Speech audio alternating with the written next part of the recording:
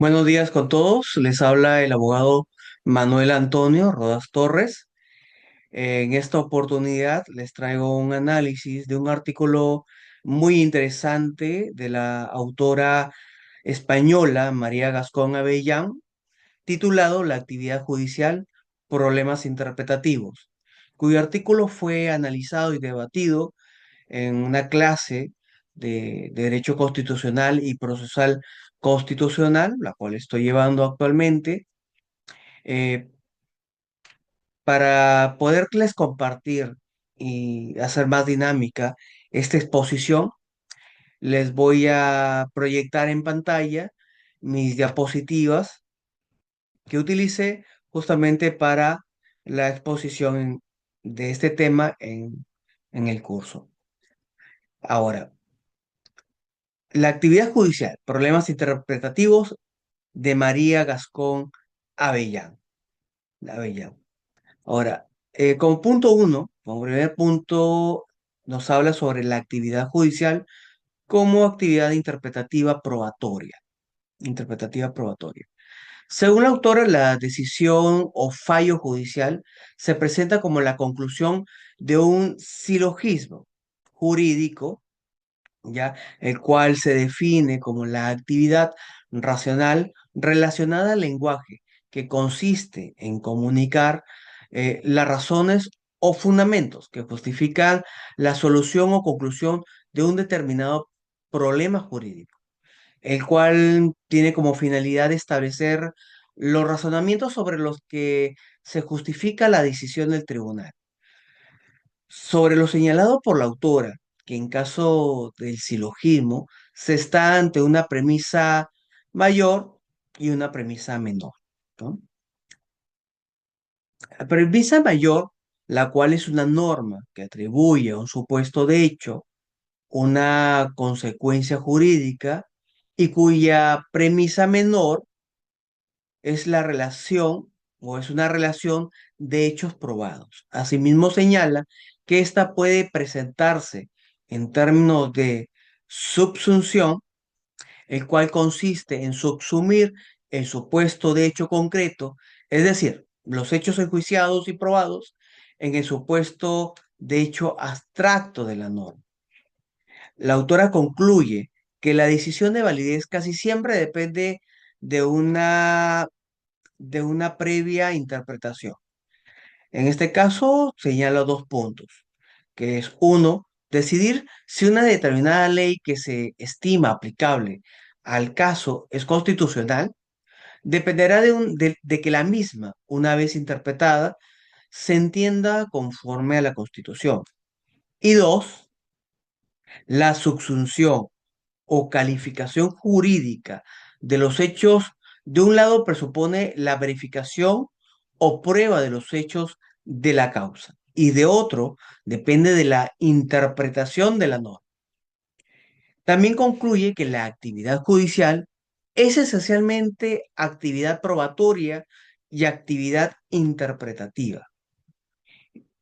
Como segundo punto, la autora nos habla sobre los conceptos, tipos y concepciones de interpretación, ¿no? Con respecto al concepto de interpretación, esta es la interpretación jurídica, es una interpretación de enunciado. Y y cómo interpretar un enunciado consiste en atribuirle sentido, significado. La interpretación jurídica consiste en la atribución de sentido o significado a los enunciados jurídicos, la cual nace de tres observaciones que son, uno, el término interpretación no siempre se usa por los juristas de forma coincidente, por cuanto unas veces se usa un concepto amplio, es decir, cualquier texto jurídico requiere ser interpretado, y otras contexto restringido, un contexto restringido. Es decir, solo es necesaria cuando el significado de los textos es oscuro o discutible.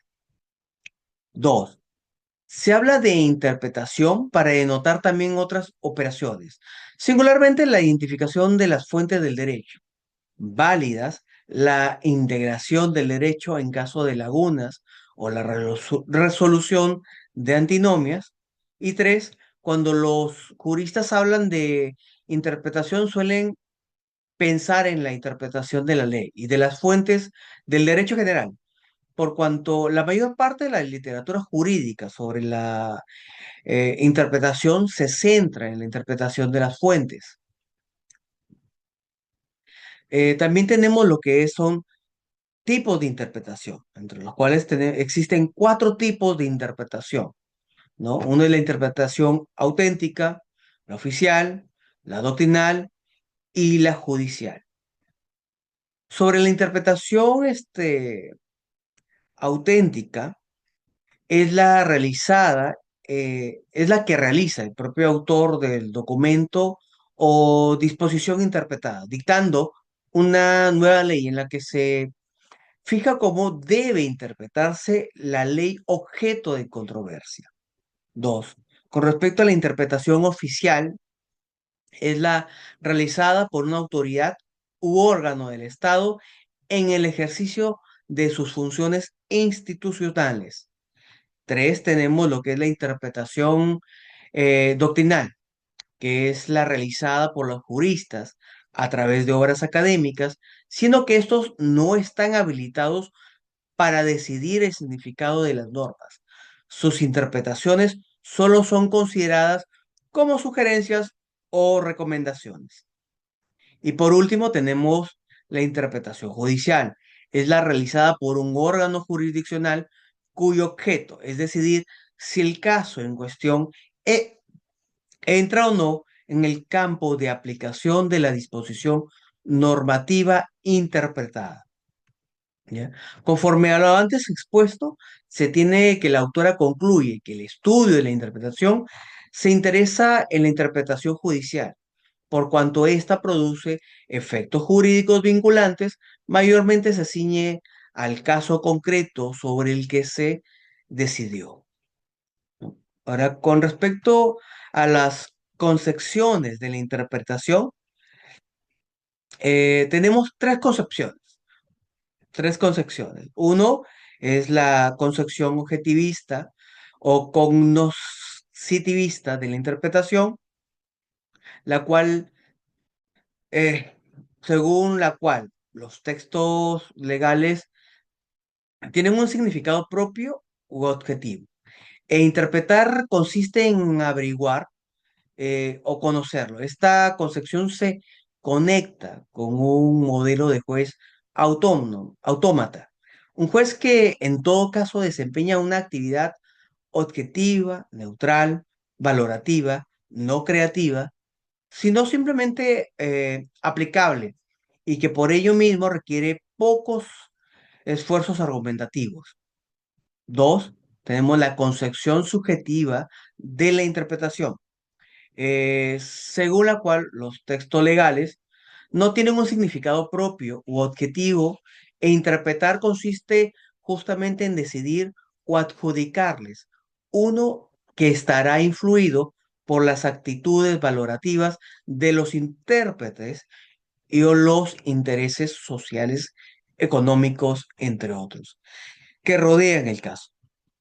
Esta concepción vincula con el juez creador de derecho, quien desempeña una actividad ideológica, valorativa, no aplica, sino esencialmente subjetiva. No aplicativa, sino esencialmente subjetiva, quiero decir. Por lo cual no es susceptible de control racional de las decisiones. Y por último, tenemos lo que es la concepción intermedia de la interpretación, según la cual interpretar consiste en atribuir significado al texto legal y en ciertos casos tiene sentido referirse a la interpretación como descubrimiento o averiguación del significado. Su interpretación es considerada una decisión más o menos discrecional en el ámbito de las posibilidades interpretativas del texto legal. y por lo cual es susceptible de un control racional, ¿no? Ahora, como tercer punto, la autora nos habla sobre el formalismo, que es el modelo del juez autónoma. Montesquieu, quien dijo que los jueces son la boca que pronuncia las palabras de la ley, seres inanimados que no pueden moderar su fuerza ni su rigor. Es decir, que consideraba que la tarea judicial era puramente mecánica y silogística, por cuanto el origen de esta concepción surge de querer sustituir el gobierno de los hombres por el gobierno de las leyes, por cuanto consideraba que la decisión de los conflictos debe proceder de la ley, por lo que el juez solo debe leer la decisión de la ley. En la ideología formalista, los problemas de aplicación judicial del derecho son solo problemas interpretativos resolubles mediante técnicas jurídicas, por los que el juez dispone de métodos de interpretación o de guías que garantizan la objetividad de la decisión, lo cual le permite actuar con independencia y objetividad, por lo que en este modelo legitima legitima como neutral cualquier decisión interpretativa, siempre que ésta responda a una técnica mecánica si la interpretación es una operación cognoscitiva y en ese sentido objetiva. Como cuarto punto, la autora nos habla sobre el antiformalismo, que es el modelo subjetivista de juez, ¿no? Este surge debido a que la ley perdía permanentemente sus referencias sociales, debido a que los constantes cambios históricos, sociales, lo que generaban problemas debido a las lagunas legales que estos ocasionaban, y su solución necesitaba una interpretación en cierto modo libre o no reglada del derecho a fin de dar respuesta a las nuevas demandas sociales, ¿no? Siendo que el formalismo operaba con el dogma de que el derecho es completo. Heck afirmaba que contiene lagunas y que éstas deben integrarse mediante un desarrollo axiológico de la ley. Esto es, tomando en consideración los intereses y valores que se encuentran en juego.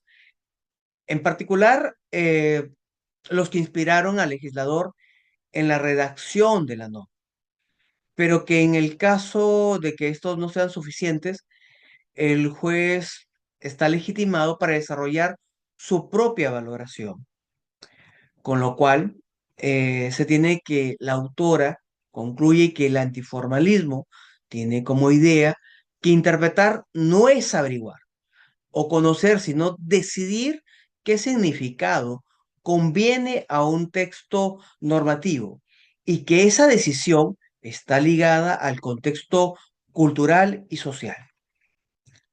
Como punto 5, la autora nos habla sobre la textura abierta del derecho, ¿no? En este punto, la autora hace un repaso sobre lo que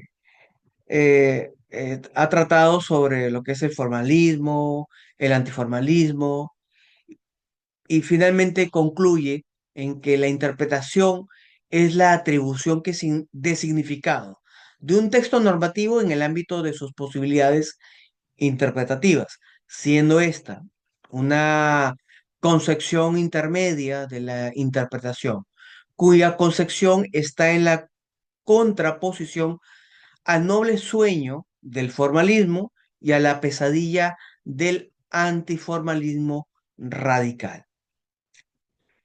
Como sexto punto, la autora nos habla sobre el carácter discrecional de la interpretación y los problemas interpretativos.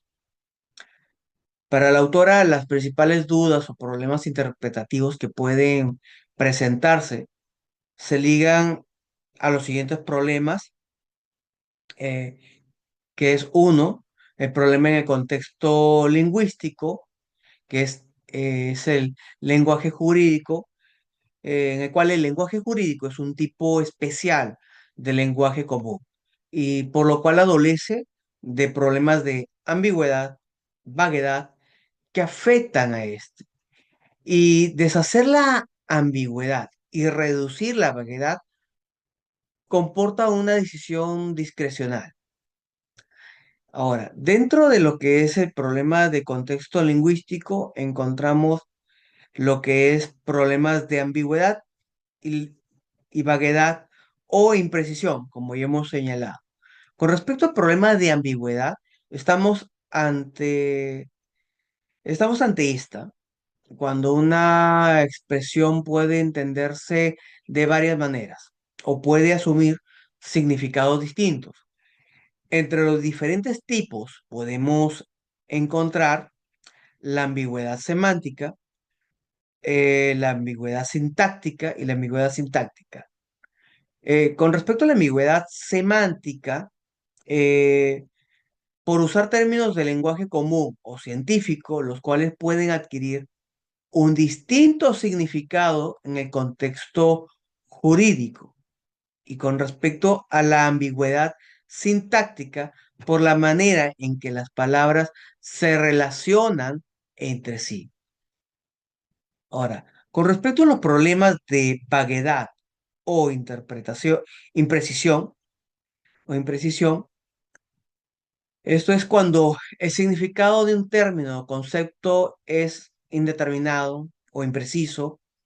Esto suele suceder en algunos casos, cuando el legislador usa conceptos que incorporan una gran carga valorativa, es decir, cuando usa nociones típicamente vagas, como daño grave, administración incorrecta, conducta reprobable, entre otros, ¿no? Ahora, como este segundo problema, tenemos a lo que se llama problemas de los contextos sistemáticos y funcional. Problema sistemático y funcional. Con respecto a esto, existe también problemas interpretativos que no obedecen al contexto lingüístico, sino al contexto sistémico o contextual funcional. Esto es, cuando una norma entra en conflicto con otra norma o cuando una norma no guarda relación con la finalidad u objeto del mismo cuerpo normativo, por lo cual podemos encontrar problemas de redundancia, antinomias, problemas de lagunas, problemas de funcionalidad. Este, con respecto a los problemas de redundancia, este, esto es cuando dos normas de dispositivos legales distintas significan lo mismo. La redundancia no es que genere problemas, sino dudas, por cuanto puede dársele a una de ellas un significado diferente.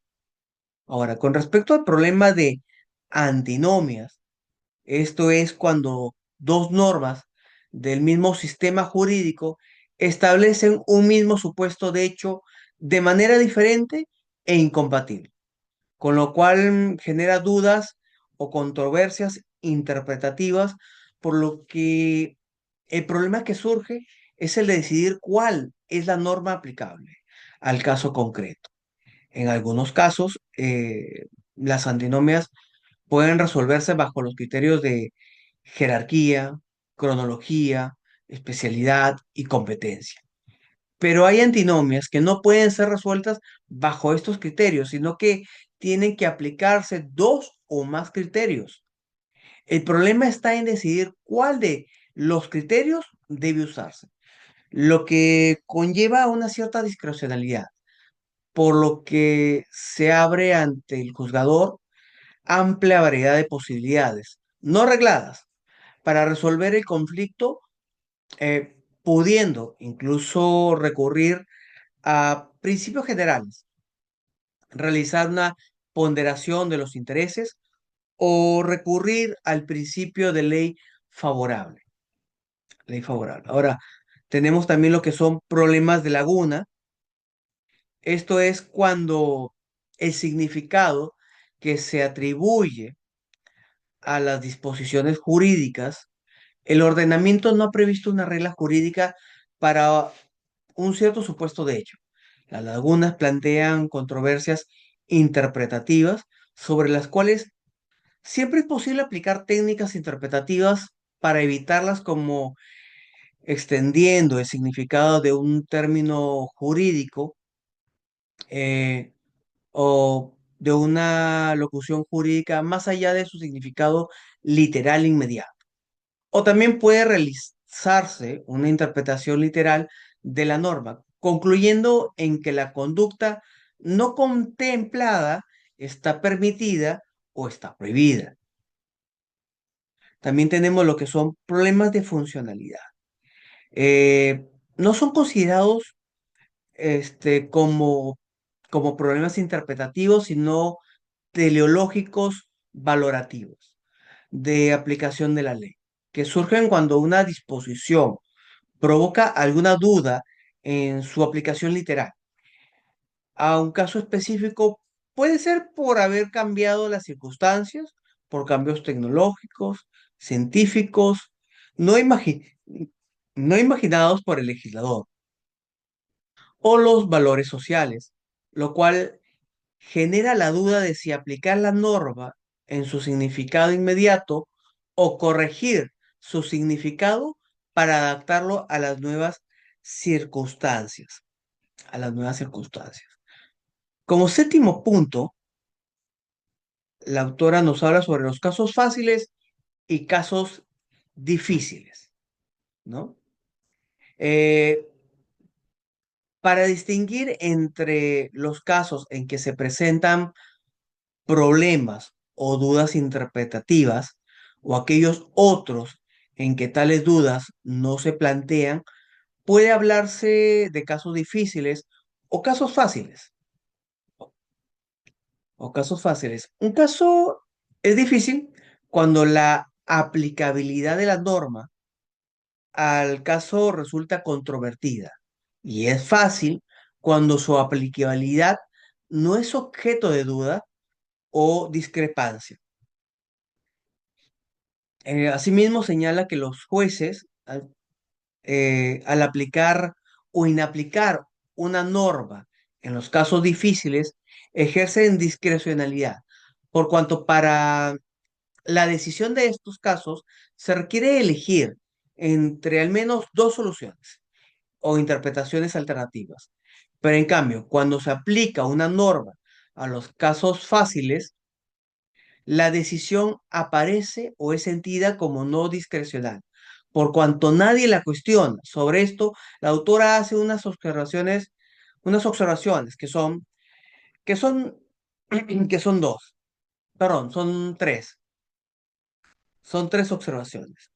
Una, puede ser que normas que hasta el momento no han planteado dudas interpretativas, las planteen porque hayan cambiado las circunstancias o las valoraciones sociales de los casos, por disposiciones que brillan por su claridad, pueden presentarse dudas también ante disposiciones aparentemente claras. El intérprete es capaz a veces de crear lagunas, lo que da como resultado casos oscuros. Eh, Finalmente, la autora concluye que la interpretación no puede postularse como descubrimiento o averiguación, sino como decisión o adjudicación del significado que convierte a un texto legal en el ámbito de sus posibilidades interpretativas. Lo que quiere decir que la interpretación es una operación discrecional. Hasta aquí es el análisis del artículo de de la autora María Gascón Avellán sobre actividad judicial y problemas interpretativos. Espero que les haya parecido tan interesante este artículo como lo fue para mí. Se los recomiendo. Búsquenlo.